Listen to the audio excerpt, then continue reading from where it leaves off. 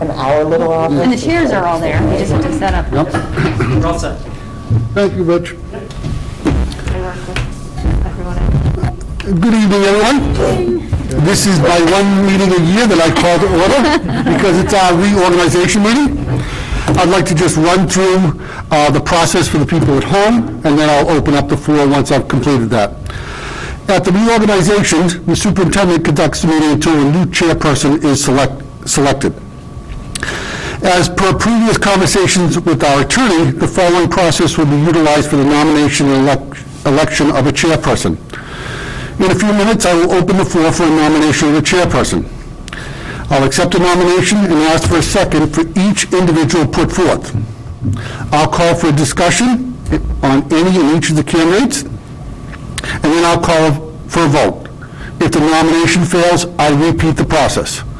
Once we've elected a chair, I turn the meeting over to the chair, and we'll do the same process for a vice chair and the secretary. Any questions before we do that? Seeing none, are there any nominations for a chair of the school board? I'd like to nominate Ken Haig for chair. A second? I have a nomination and a second of Ken Haig. Is there any discussion? I think Ken has done a phenomenal job. Seeing no discussion and Ken's willingness to take the position, I'll call for a vote. All in favor of Ken Haig being the chair? That passes 5-0, and I'll turn the meeting over to you, Ken, for an assistant chair and the secretary. Okay, thank you. Thank you for that. Appreciate it.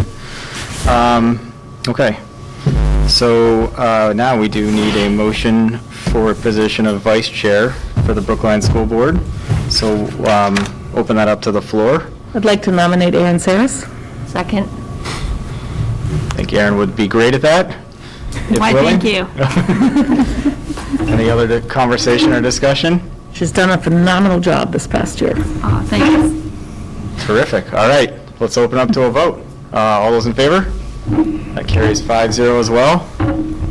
Thank you, Aaron. Thank you. Okay, and we need a nomination for secretary of the Brookline School Board as well, please. So open that up to the floor for the 2021-2022 term. Missed that part. We're not so eager this time. It's so difficult when there isn't a new chair. There's no fresh meat. Can we ask if anyone would like to Yeah. be this? We just assumed it would still be me until a new person came. Okay. Nominate Karen Jew. That's not the case. I'm going to throw Karen Jew out as a nomination. Second. No, Becky eagerly seconded that. I've done this as well. I think it's been a 2-year for several. Okay, let's put it to a vote. All those in favor? 5-0. Thank you. Okay, we need to also appoint 2 members for signers of the manifest, please. I loathe this job, so I do not want to volunteer for this one. I can keep doing it if you want me Okay. to, yeah. Is it going to go back into being in person, or was it still continuing? No, I think we'll be able to keep Okay. the format. It's easier that way. Yeah. Yeah. That's a big change. That's a really nice change. Yeah. If it remains remote, I don't mind doing it. It's going to be harder if it goes back to in-person. Yeah, I mean, I can't see us making monumental changes Yeah. because we don't know what the future holds. So I think we can at least say to January of next year, we'll be in the same format. Unless somebody else wants the experience. I'm good. Been there. Yeah, been there as well. So Allison and Becky will be our 2 signers of the manifest. Okay, so then we have the subcommittees. So I am on the facilities facilities RMS study committee, and then Allison and Karen, you also both signed up as I said that it would be fine if, Right. Yeah, I can pick up on something else instead. Okay, so I'll plan to be the primary for those, and then anyone else, if I can't make it, or if someone else wants to join anytime, certainly. Okay, so we need policy committee. We'll start with that one. So is anyone interested in doing that? I can do policy. this time as primary. I've been your backup, so. Okay, that would be great. Okay. All right, so we'll have Aaron be on the policy committee. What, am I missing some I know I am. Maybe I'm not. It's not a rotation for It's not your turn for RSAC. our sec, No, okay. you guys That are was on. my What about concern. the SAU budget committee? And the SAU Budget Committee. Okay. Anyone interested in doing that at all? Would anybody like to do that? No, but if you need somebody to do it, what is involved in this committee? We usually meet, 2 or 3 times between October and early December, and we put forth the budget to the SAU board. it's actually not that, it's not a bad No, gig, really. Of all the committees, it's really not a bad committee to be on. I've done it a couple of years now. Okay, if you don't want it, do you want I am fine with not having it. But if you're like, I really don't want another committee, that's fine. I I can don't take it have any again. committees right now, so, yeah, so I should probably, do a little work here. Okay. Willing to do Thanks, that. Karen. That sounds great. All right. Ken will take you. Good? We're good, yeah. Okay, thank you. All right. So, do we need a non-public? Yes. yes. Okay. Yep. So, let me jump over here. So, is this It's reputation. reputation? Let me find that, thank you.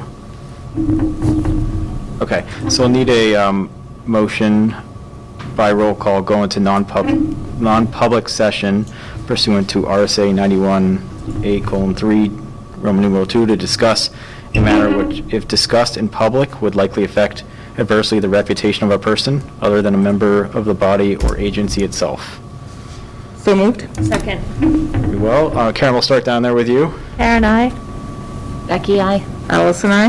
Aaron, aye. And Ken, I. So that's 5-0. We're in non-public at 6:06. We're going to head to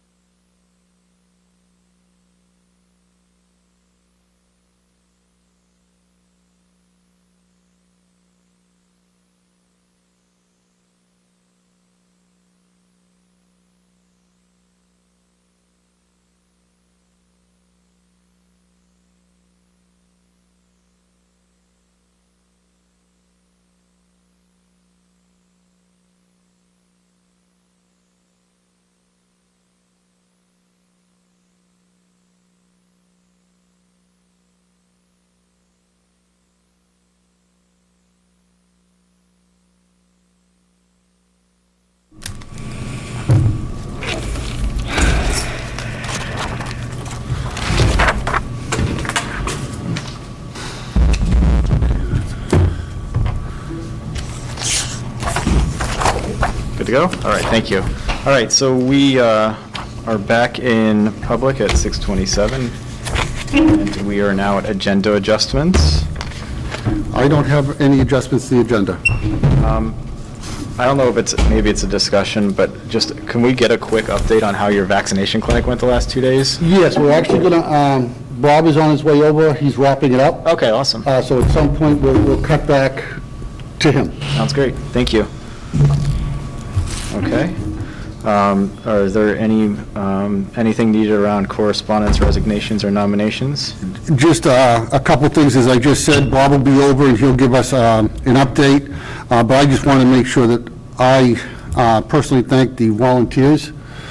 We had 120 people show up over the 2 days, giving 2 hours at a minimum of their time to make this work, and it was great. And I don't want to take anything away from Bob and Kerry Marsh, because they did an outstanding job, and Bob's going to be over. They were just finishing up the last, I think it was 5 or 7 doses, and then he was coming here.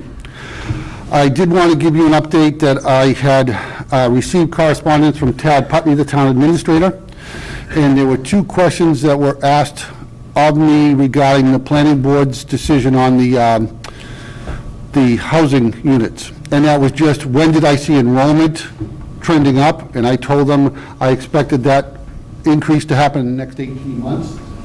And then the second question is, if you went back historically, we had about 100 more kids in the district than we do now, back a number of years ago, and they just wanted to know why we couldn't house the students at this point. And I told them there were 2 factors. One, as a board, you had worked very hard to put together the class size policy. So, if you went back historically, we had 27 to 30 kids in our upper level classes, and we had now reduced that down to numbers. And then the second piece was that we had intentionally made decisions to bring special ed programming in-house for 2 reasons. One, we felt it was much better to educate students here in Brookline than putting them on a bus and maybe traveling 45 minutes to an hour. And then number 2, it does have a cost avoidance piece, because as the board knows, a special ed placement could start around $80,000 and go up to be $300,000–400,000. So by having those in-house programs, we're avoiding costs, but they do take up room, and some of those students require a lot more supports, whether it maybe is a walker or different things like that they'll have in the building. I would expect to hear something from Tad tomorrow, because the planning board is also meeting tonight like we are. And then April 13th and 14th is the second dose for the clinic. We're looking at a couple things. One of those is kind of to mirror the 2 days, because they did go well. But the second piece is we're also following what's happening in some districts regarding the second dose and teachers not feeling well. So we'll be discussing internally and have an update for the board and get something out to the public as soon as we made a decision. But if we continue with the 13th and 14th with a Tuesday and Wednesday, we haven't used up all our snow days yet, so we may take the 14th just to be safe, because I think what I've heard from the community is that they can, when they have time to plan, they can understand, they can locate daycare and make everything work. It's if all of a sudden on the morning of the 14th, we were sending out a notice, nobody's looking for it. It could be a sunny day, so now they're driving and the buses aren't coming, and it's just, it may be one of those proactive things, but we won't have any idea until probably 9, 10 o'clock at night for that Thursday. And if we do that on the Thursday, we'll debate what we do on that half-day Friday, whether everybody comes back in or whether we do a remote day. We'll get more information out. We had, knock on wood, no reactions for anybody at the clinic from our communities, which was tremendous. And then when Bob comes back in, we'll just derail the agenda for a couple minutes and let him give us the update. Great, thank you. Thanks. So Andy, just to clarify, so you said 13th and 14th, so is it potentially a snow day on the remote day on the 15th and the 16th, the Thursday, the 15th, and Friday, the 16th then? Yes, and it would be more of, if the vaccine hits hard, they're not going to be able to teach remotely. Yeah. No. So the Thursday. I'm sorry, so it's not a remote day, it's a snow They day. will be down for the count. Yeah, they'd be down for the count. And again, we're waiting for some more districts to go through the process, because They had one in Derry and didn't face that same situation. They did face it in Concord. Now, the vaccine we were administered is different than what Concord got, so it may or may not happen to us. We're going to talk a little bit with our unions and try to sort those things out and try to make a decision soon. Okay. Thanks. So, yeah, we won't meet as a board, I guess, before that, so this is our public notice until... Right, but we will do our announcement regular, comes out. Yep. email blast to all families, and I'll send a separate notice to the board so you have an idea. In case you get calls, you at least know the reasoning behind it. Okay, thank you. Okay, so we are on to public input, and, oh, I'm sorry, no, we're not. We're at approval of minutes, so it looks like we have a few. So I'm going to read these off and look for some nominations, please. So the first one is the January 13th public hearing. The following amendment was offered. On page 11, line 7, replace the with their. Just need a motion to accept as amended, please. So moved. Second. Okay, all those in favor? That's 5-0, thank you. Next one is our joint Brookline School Board Finance Committee, also on January 13th. The following amendments were offered. Delete lines 31 through 33 as they are repetitive. On page 4, line 18, delete if. On page 10, line 18, insert Superintendent Corey stated prior to his recommendation. Page 12, line 21, insert chair before Raider. Page 13, line 8, replace now with no. Page 17, line 7, delete $490,000. Page 18, line 35, replace slow with low. And page 20, line 36, replace coup with Jew, which is you, Karen. So yeah, I need a motion to amend as accepted, please, or accept as amended, please. So moved? Second. Thank you. All those in favor? 5-0, thanks. All right. Next one is the public hearing on January 26th. We'll need a motion. I'm gonna motion this one to accept as presented. So we need a second. Second? Okay, all in favor? 5-0, thank you. February 1st, this is the information session. Following amendments were offered. Page 7, line 37, insert amount following dollar. Page 8, line 35, replace $200,000 with $20,000. Page 9, line 10, end the sentence following will be true. Page 9, line 37, following noted, insert a chat message received from Tom Solon, comma, which states. And page 11, line 2, replace cross with across. So need a motion to accept as amended? So moved. Second? Thank you. All those in favor? 5-0. Next one's February 1st, Brookline School Board. So we'll need the following amendments. Page 3, line 17, insert opportunities for students following extracurriculars and. On page 3, line 24, replace on with of. Page 4, line 15, delete was before that and end the sentence with a period. So we need a motion to accept as amended. So moved. Second. All those in favor? 5-0. All right, we're at the annual meeting now on February 8th. So note, input provided by the public was copied verbatim from the emails received. So I had forwarded those to Dawn. And then the following amendments were offered. Page 28, line 17, remove Howie following 2. And page 29, lines 9 and 31, insert 2 before move. So we'll need a motion to accept as amended, please. So moved? Second. Second. All those in favor? 5-0, thank you. Okay, February 8th, joint Brookline School Board Finance Committee. I'm going to make the motion to accept as presented. Need a second, please? Second. All those in favor? 5-0, thank you. And then the March 16th Special Brookline School Board, I'll make the motion to accept as presented. So moved. Second. All right, all in favor? Sorry, I switched it up on you. 5-0. Okay, very good, Sure, thank I'm you. awake. All right, so there's no public here, so we're going to skip the public input and move to the principal's report. Good evening, everyone. Good evening. First of all, I want to thank Mr. Molinari, and I want to thank, on behalf of the district, the SAU staff for running the clinic, for the vaccine clinic. It was a well-oiled machine. It was incredibly how well-organized it was, And we are very grateful that, we had this opportunity to be vaccinated. I was just going to give an update that in May, we'll be presenting the SAS, which is the statewide assessment system test for the district in English language arts, for reading and writing, math, and 5th grade will also have the science test. I went to several of the trainings that was provided by the Department of Education the past couple of months.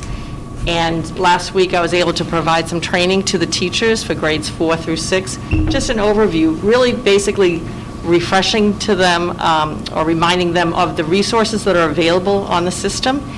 And what we're going to be doing is we'll be implementing some of the training called modular training test, where they'll actually provide practice on how to take the test, give samples to the students within their classroom. For instance, during the math session, they might practice 1 or 2 problems before their regular math class to get the students used to taking the test and understanding all the different buttons and how to manipulate the applications of the test. So basically, we're hoping not just to familiarize with the students, but also that way it will reduce their level of anxiety when they're actually taking the test. So we want them to feel more comfortable. The other thing that both RMMS and CSDA are doing, we received a phone call from Laura Landerman Garber. She's the individual from Hollis that organizes the holiday military card challenge for the military in the wintertime during the holiday seasons that we've been taking part in. Well, it turns out there's a gentleman from Brookline whose daughter, named Faith, has started her career in the Army. So Laura, reached out to us a week ago asking Dan Molinari and myself if our students would be interested in creating cards for Faith and her battalion. They're starting the training, and I received some of the letters just yesterday from some of our students, and I read through a couple of them. And we were looking for letters that would be encouragement for their new careers, and just let them know that they're receiving support from their Brookline counterparts here. And so we're very pleased. The students did a great job. So those will be sent out to their battalion.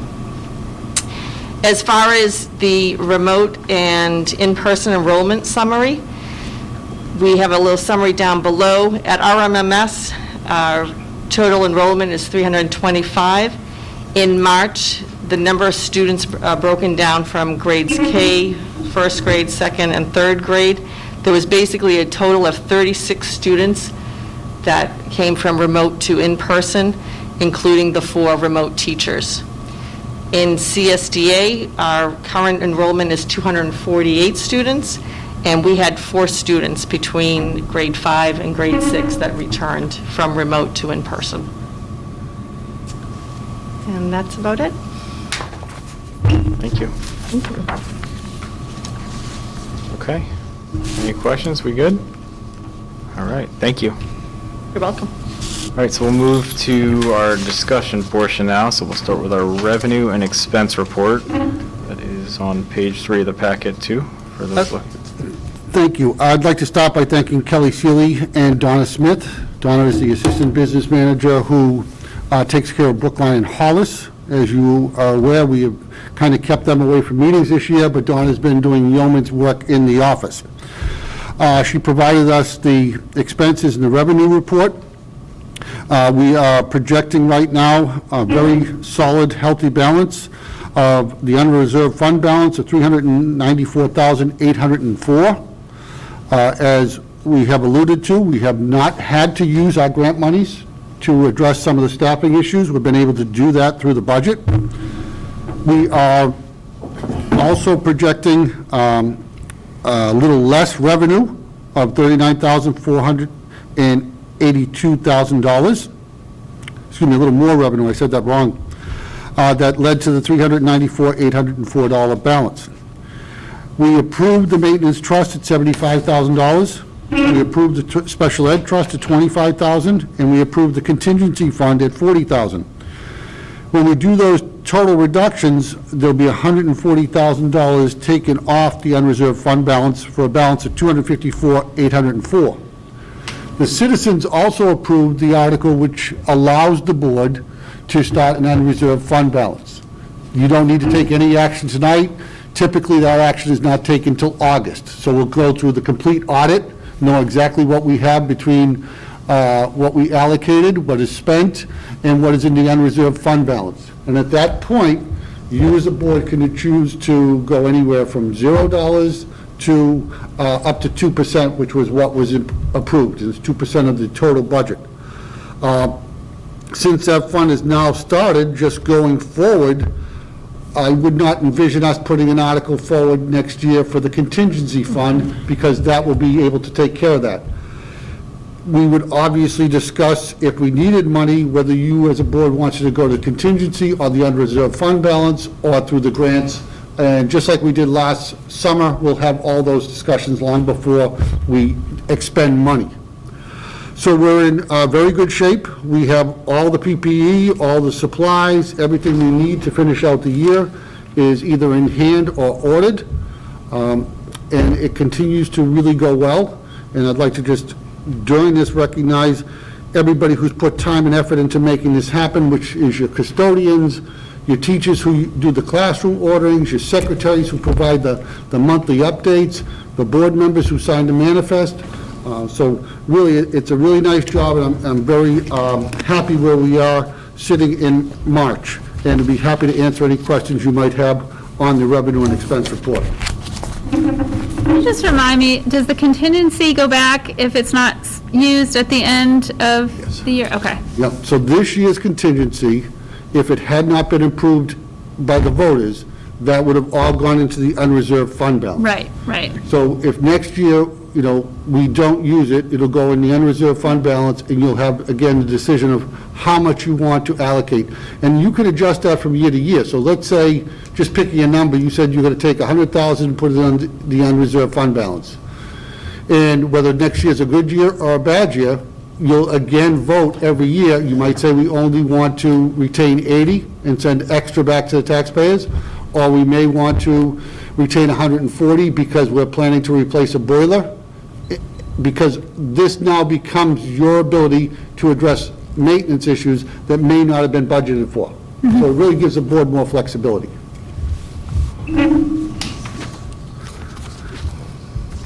Are we anticipating any more government relief funds coming for COVID at all with any of the new stimulus bills passed? Yes, the second half of the year, what I'll call January to June, is about $34,000. Okay. That is what I'll call ESSER 2, was the official name given to it. And then the recent passage that we all read about in the papers under the present administration is going to be what we'll call ESSER 3. And what we're hearing is we'll get 2.1 to 2.3 times what we got for ESSER 2. So if we're at 34, we'll be about 68. We don't have a definite number, but that's what they told us to start working off of, because those numbers could be used again next year in September to offset a teacher if we had a need, things of that nature. So I think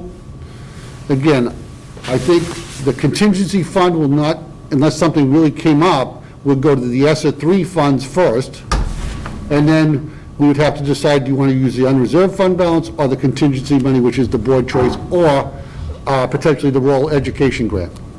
So you'll have some options. Okay. And that can be applied to next fiscal year then, based on what you just said there? The ESSER 3, yes. Okay, great. As well as the rural education and any other grants. Okay. Are the sort of requirements, or however they determined funds, is it the same formula that it was for the previous two? Or Well, the largest amount we received was when the governor said it was $200 per child. Okay. So that was the largest one. The other three have been what I'll call ESSER grants, and it's been about 34, and now it's going to be 2.1 times, somewhere right in that vicinity. Okay. Have we had success in signing up all of the families for the free and reduced lunch program? I know that we had struggled some to do that, and some of these grants are, and the funding is based off of those numbers. It's still a struggle. we work at it, and Amy Cassidy and the lunch crew has done yeoman's work. There are a number of bills in the legislature that basically would hold the district harmless, because again, it is very difficult for many districts to get students to sign up at this point. If we are held harmless, they would use our data from the previous year, so in this case, it would have been our data that we submitted a year ago fall, and that would be our funding mechanism, with the goal of trying to regenerate the attendance and the forms for the fall of '22. Thank you.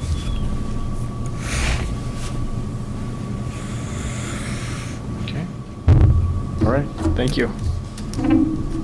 All right, so now we are, for another carrying over to COVID topic, COVID-19 update on teacher recall, class sizes, and transportation. Correct. Trish and Dan did a wonderful job in their enrollment projections, so you can see the class sizes, and we're very happy about those. They're pretty much right around specs in a very unique time.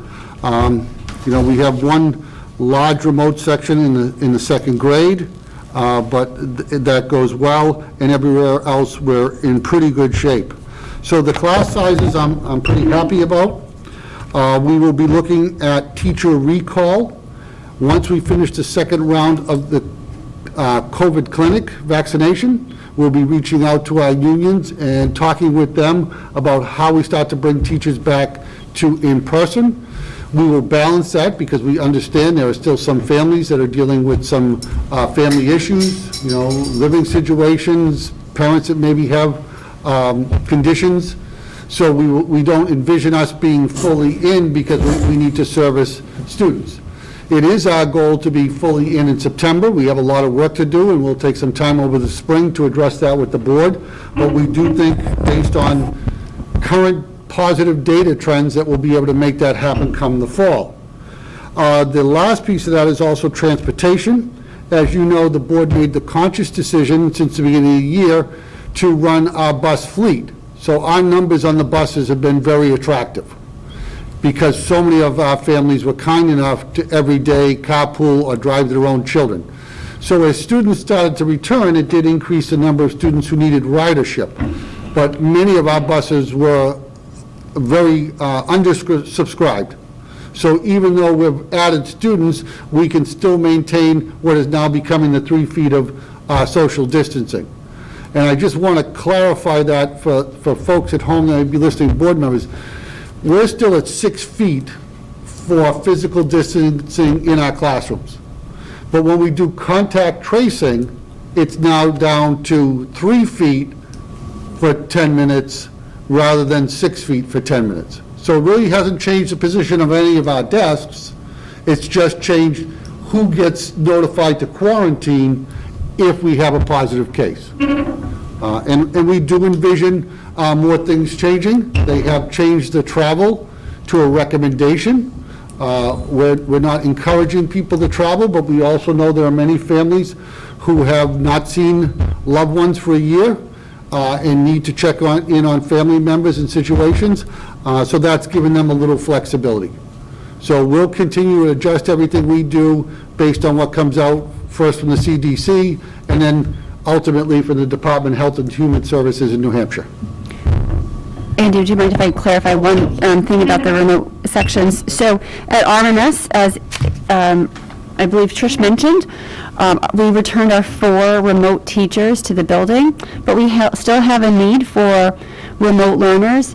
So as part of the problem solving for how do we return the students that have requested to return, maintain our class sizes, maintain our 6 feet, those remote teachers are teaching in-person students while teaching remote students at the same time. So they're doing Zoom in the room just as their colleagues have been doing all year in the co-op. So it's a little bit of a different model for K1, 2, 3. We have not had the need to do that for 4, 5, or 6. We were just able to return the students. But as requests come in, we might have to get creative in how we solve those problems. So just wanted to let you know. So the 22 in grade 2, some of those are in person and some of those students are at home, but there's not 22 in the class or 22 on a computer the whole time. So So under what circumstances will recall be necessary? We already have teachers that are back from teaching remote. And we have teachers that are just teaching remote. Do we mean having teachers come into the school to teach their remote classes? Is that what we're talking Potentially, about with recall? yes. Okay. Yep. Mhm.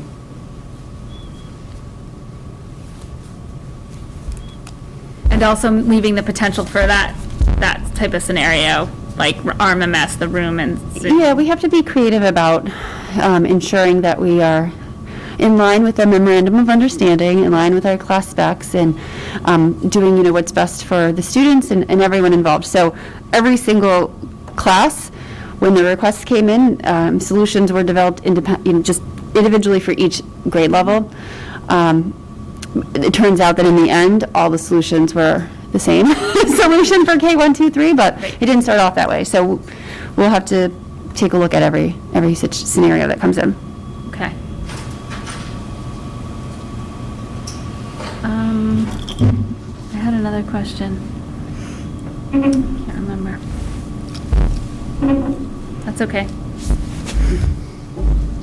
All right. Good? We're good? Okay. So if it comes back to you, Aaron, we can pop. Yeah, that's fine. So next is the facilities discussion. We have two objectives with facilities tonight. One is to give you an update, and then during the deliberations is to take a vote to move forward with the study at RMMS. As we know, we are projecting enrollment increases as time moves forward. And prior to the development on Route 13, we thought that would be a phased in, and we're trying to determine if we were going to see a bubble or a long-term trend. Because a bubble is something we could handle. There'd be different alternatives for that than if this is going to become a long-term issue. So with regards to facilities, as part of the RMMS discussions, Kelly is recommending that we just start to expand our discussions and look at it more from the pre-K to grade 6, because we have our current CIP, capital improvements, that we already have scoped out. We know some of the issues that we're facing with an aging building in RMMS, and a building now that's either approaching 20 or just over 20 years here at CSDA. We did 2 presentations during the year where we talked about 2 different strategies. The committee will work with Kelly to finalize that strategy and come back to the overall board for a recommendation as we move forward. I think it's a really fine balancing act, because although we have aging buildings, they serve us very well. And when I look at our neighbors in Amherst, they just completed a study, and they have a K-5 elementary school that they are now recommending at some future date to replace. A K-5 elementary school for approximately 500 students has a $66 million price tag. And then they also have the issue of those students eventually moving to their middle school, which is a $31 million price tag. We went through similar issues in Hollis, and by approaching it from a, what I'll say, energy efficiency, your boilers, your lights and all those, wrapping the building, doing renovations, and now we're in phase 2, and phase 2 continues with more energy efficiencies and different things of that nature, removing oil tanks. The first bond there was approximately a little over $2.5 million, and this one was just over $3 million.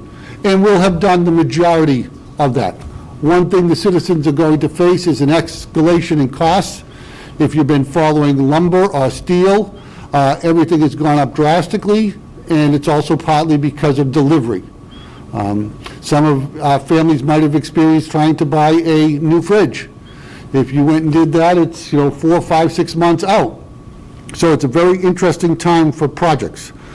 But I think if we follow the structured approach, and what we'll do is ultimately we'll bring you kind of what I'll say a mission statement for the committee, so you'll be able to know what the plan is and what they're looking at, and we'll approve that, and we'll kind of authorize that committee and the board members that are on it, so that if the voters were to eventually down the road approve money for that, not every expense has to come back to the board, because the board chair or the board member who's on that would be the overseeing of the finances.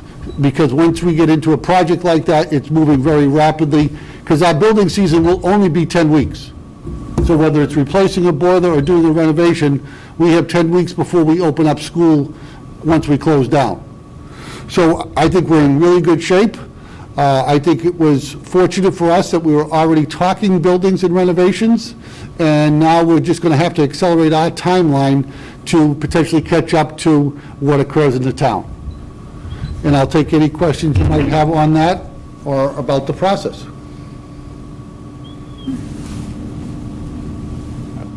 No questions. I'm looking forward to continuing that. I think we were all energized by it and looking forward to keep going with it. I remember my question from the previous discussion, if you don't mind.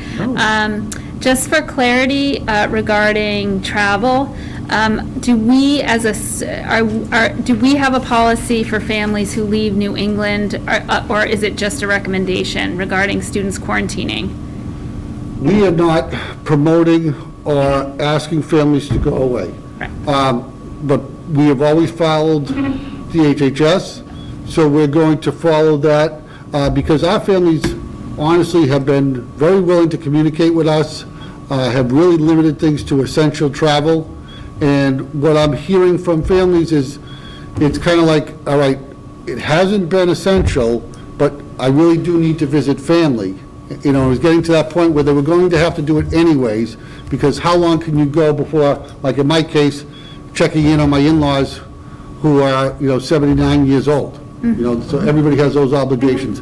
But I think the other piece is with the guidelines that came out around, what they're doing at airports, what they're doing at every place, I think we'll be okay. Okay. But we'll have to do it on a case-by-case basis. If they go internationally, Right. that automatically requires the quarantine. Right. So in Dan and Trish's newsletter, they'll continue to encourage people to talk to us so we can plan. Because there's also some parents who are like, I would rather keep them home than risk sending them in and exposing their friends. So that communication has gone really well, and people have been very willing to share their plans. Okay. Thanks. Yeah, DHS, if I remember right, has authorized domestic travel, whether it's commercial or individual car, right? I think that's where we landed at now? Yep. Yeah. Okay, thanks. Sorry to Oh, no problem. take us off track. All right. I'm going to turn it over to Gina for the policy update. So the New Hampshire School Board Association offers a service, which is we pay them, and they take a look at all of our policies that we have on file, and then they notify us of which ones we're missing that that are required by law, and which ones are out of date and need to be updated based on RSAs that have passed. At this point, Brookline's policies are, I know that there are some that we're missing, and in order to kind of make sure that we're going through all of them, I would just like to recommend us paying, I believe it's $5,000, Andy? Well, it's 5,000 totals for 1,500 districts. Oh, 1,500 a district, to authorize them to take a look at what we have and then give us direction so that we can move forward and get this done efficiently in an order that is first what we have to do that's required and what updates we have to do, because there's quite a bit of work that we need to do. I knew I picked a good year to be on the policy.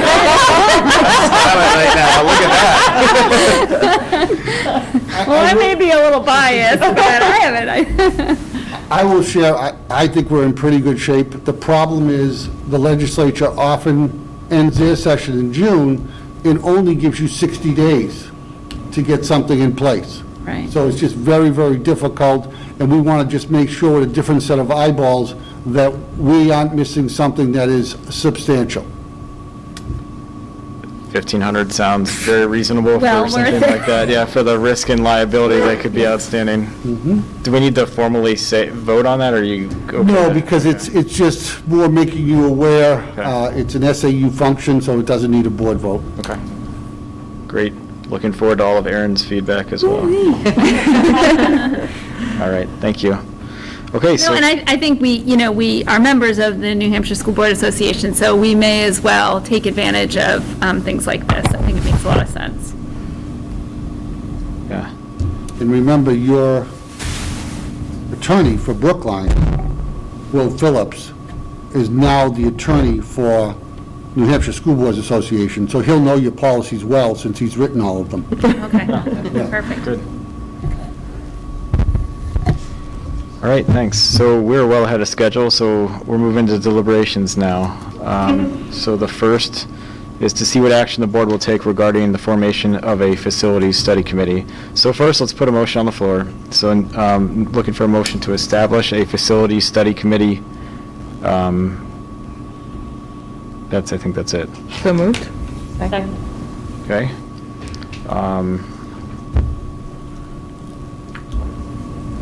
This is for, didn't we appoint you to it already? Well, we were maybe a little ahead. We were planning for this, and then this is Okay, that's fine, I just want to make sure it's the same one. this is the same one. This is Okay. the formality of us. I think reading the tea leaves, we're all behind this. This is Yeah. just a formal vote. Yep. So I don't know if there's much else to say on it. So let's put it to a vote. All those in favor? That carries 5-0. Great, thank you. Okay. The next one is around to see what action the board will take regarding the administration's recommendations regarding teacher nominations. So we'll need a motion to accept the superintendent's recommendations for teacher nominations as presented. So moved? Second. Okay, so that is on the floor. Is there any other discussion around this? I think we covered it earlier. No. Great, so all those in favor? That carries 5-0 as well, thank you. All right, the next one will probably be a little more conversation. So the next deliberation is to see what action the board will take regarding the administration's proposed school calendar for the 2021-2022 school year. So put a motion on the floor first, and that motion is to approve the 2021-2022 school calendar as presented. So moved. Second? Okay. Welcome. Hello. All right. So the calendar is in our packet. It's on the last page. Do you want me to go through and just sort of point out? That'd be Okay. great. All right, so it looks like a very traditional year with the, because we're going for traditional next year. All about traditional. And the teachers would return the Monday prior to Labor Day for some professional development. The Thursday and Friday prior to Labor Day, the students would return. Things look pretty typical. In November, it is not a voting year, so we don't have the professional day on that Tuesday. So we've bumped it to Friday, November 12th, because Thursday, November 11th, is Veterans Day, so we figure families could have a long weekend and then have the professional day for that Friday. The rest of November looks pretty typical. The one anomaly in December is I've added the second professional development day. I propose to put it on December 23rd. So our students would have Monday, Tuesday, Wednesday, and then be on vacation. Our teachers would have a Thursday professional day. And I'll go through and show you why I've proposed that. If you take a look at our February break is so the Monday, February 21st, is President's Day, and typically most New Hampshire districts take the week after President's Day. So that would put us at February 28th, and then the rest of it is in March. So if we look at the March voting day, then we would have students return for one day and then a day off, which seems a little bit awkward. And so my proposal was to put it in December. The professional day rather than March 8th. Spring break is the fourth week of April, as it typically is. Our last day of school will be June 21st, with the last day of teachers for June 22nd. This has not gone before Hollis. It did go before co-op, and they did approve it. Can you repeat the March thing? So March voting day is March 8th. the 8th. Yep. So that's so we're going to have school on that day. The proposal would be school on that day. because we can do it successfully. We were planning on doing it last year, but remember, we were closed for a cleaning day for our one day of sanitation before our official shutdown. We could absolutely do it. Trying to bring students back for a Monday and then a Tuesday off after they were gone for a week just seemed like that would not be manageable for families, nor would it pass in other boards that don't have the concern about the voting day. So I had proposed to move it to the December 23rd day. To be honest, December 23rd is a good time for professional development because you can then put new ideas into action for trimester 2 and 3, or semester 2 for the co-op. So it does come at a better time to actually, for learning for the teachers. Is that Friday, the 31st in December? I keep trying to do that in my head here, where it's blank. Oh, did I miss a day? Let me see. Is that a double X2 that day? Hang on. 29? Oh, yes, sorry, 30. the 31st, I missed Is that the day. 31st, but that's an off day, right? Correct. Okay. So students would return January 3rd. Okay, thanks. My apologies, I'll fix that on the other ones too. Is there any thought about, and I can understand why there wouldn't be after this year, but is there any thought about scheduled remote days or remote days around snow days? Just any, has there been any conversation about how we might use that? Yep, so we are still in conversation about the potential of looking at some snow days as remote days. But we haven't come to an agreement on that. So at this time, we're trying to plan on the 5 snow days, build them into the calendar, and then move forward with that. I wonder if there's any talk about, policy-wise, at some point, guidance around, what are the parameters of offering a remote day? Like if there's multiple snow days on the 3rd snow day in a row or something like that, like a big storm, I don't know. But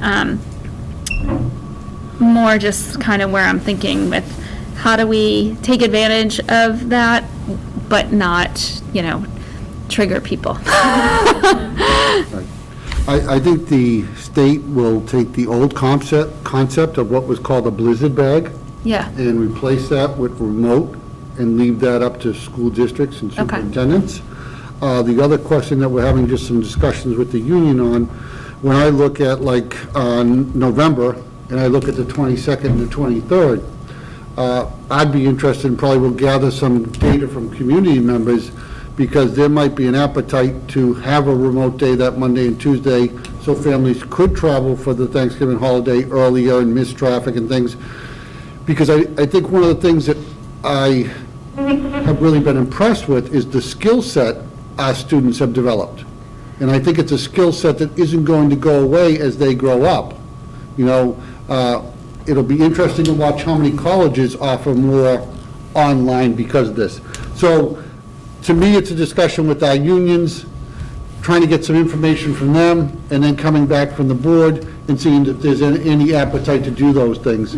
I think right now, that concept is kind of like, I want nothing to do with remote, I've had enough of that, I get that, but I think if, we knew we were going to have a big storm come Friday, being able to tell everybody today, we're going to be remote on Friday, if you don't have power, here are the rules, don't worry about it, those type of things, I think that would be very well received.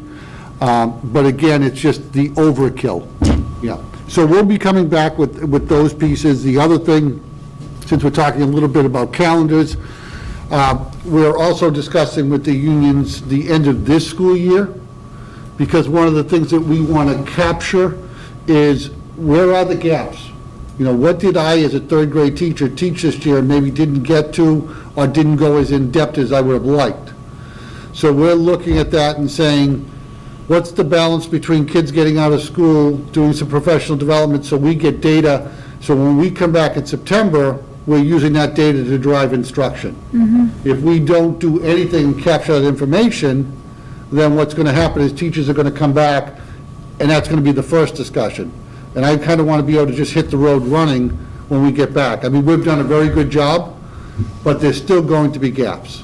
You know, and this is how do we close those gaps, and how do we close them as quickly as possible, and identifying first is that. So there are a number of things that come that I think will be flushed out in the April-May timeframe, and again, we'll get it all out to the community members so they'll understand. But we'll have more days in person than anybody I know, and it's, when I look at